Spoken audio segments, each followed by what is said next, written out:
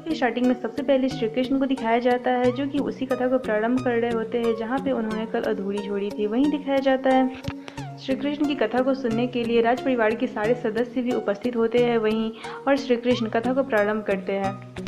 वो बताते हैं कि रावण का वध और माता पार्वती की पूजा, ये दोनों का एक गूढ़ रहस्य है जिस रहस्य के बारे में विष्णु को ज्ञात था, और विभीषण ने इस बात को श्री राम को बताया था। उन्होंने बताया था श्री राम को कि माता पार्वती की विशेष कृपा है रावण पे, क्योंकि रावण प्रतिदिन माता पार्वती का ध्यान करते हैं एवं उनका पूजन करते हैं। अब कोई भी व्यक्ति अगर माता पार्वती की पूजा नहीं करता है तो वो व्यक्ति रावण का वध नहीं कर सकता है। अतः प्रभु आपको माता पार्वती की आराधना करनी होगी। श्री राम बताते हैं कि मैं माता पार्वती की आराधना नहीं करता, लेकिन अब से मैं माता पार्वती की आराधना और पूजा अवश्य करूँगा। वहीं दिखाया जाता है संध्या हो रही होती है और सभी व्यक्ति अपने घर वापस लौटने लगते हैं, और अनिरुद्ध कहते हैं कि मैं भी माता पार्वती की अब से पूजा करूँगा। वहीं दिखाया जाता है कि सभी के लौटने के बाद श्री कृष्ण माता पार्वती के मंदिर में जाते हैं और वहाँ पे बुझे हुए दीपक को जलाने लगते हैं। श्री राधा भी वहीं आ जाती है। श्री कृष्ण उनसे भी कहते हैं कि तुम ये दीपक जलाओ।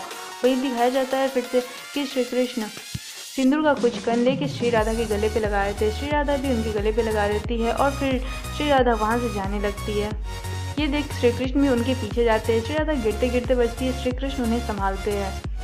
वहीं दिखाया जाता है कि अगले दिन फिर से श्री कृष्ण कथा को आरंभ करते हैं और वो बताते हैं कि माता पार्वती की पूजा करने के लिए माँ श्री राम सारी व्यवस्था कर रहे होते हैं। व्यवस्था में चाहिए होता है 108 नील कमल के फूल। उसे अर्जित करने के लिए विभीषण वो तकनीक बताते हैं कि आप वानों से भी इस फूल को इकट्ठा कर सकते हैं, और श्री राम विभीषण के कथना अनुसार फूल को इकट्ठा कर लेते हैं और देवी माता को अर्पित करते हैं, जिससे माता भी प्रसन्न हो जाती है। वहीं दिखाया जाता है जड़ा, जो कि द्वारिका से जाने की तैयारी कर रहा होता है, वहीं साम आ जाते हैं और उनसे कहते हैं कि अगर माता का कथा बीच में अधूरा छोड़ के और पूजा अर्चना को बीच में अधूरा छोड़ के जाता है तो घोर पाप का भागी बनना पड़ता है और साथ ही साथ माता के श्राप को भी भोगना पड़ता है। तो वो कहते हैं कि मुझे आशीर्वाद मिले या ना मिले, लेकिन मैं इस श्राप को नहीं भोगना चाहता हूँ, इसके लिए ठीक है मैं यहीं द्वारिका में ही रहूँगा।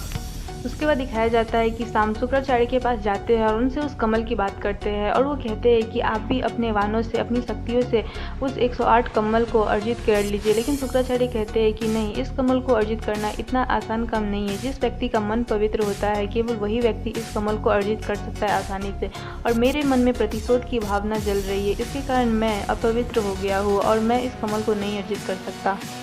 शाम ये बात सुन के वहाँ से चला जाता है। उसके मस्तिष्क में एक योजना बनती है और वो जरा को इस बात को कहता है।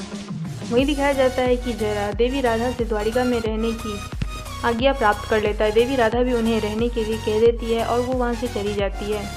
फिर दिखाया जाता है कि देवी राधा माखन बना रही होती है। वहीं शाम आते हैं और बैठ जाते हैं और रोते हुए यानी करुण शब्द में उनसे कहते हैं कि मुझे 108 नील कमल की आवश्यकता है, लेकिन मुझसे ये कार्य नहीं हो सकता है। फिर देवी राधा उनसे कहती है ठीक है मैं ये बात कृष्ण को कहूँगी, और वो श्री कृष्ण से कहती है कि देवी पार्वती के पूजन के लिए मुझे 108 कमल की आवश्यकता है, जो कि सामने कहा है। श्री कृष्ण उनकी सहायता करने के लिए तैयार हो जाते हैं और आज का शो यहीं समाप्त हो जाता है।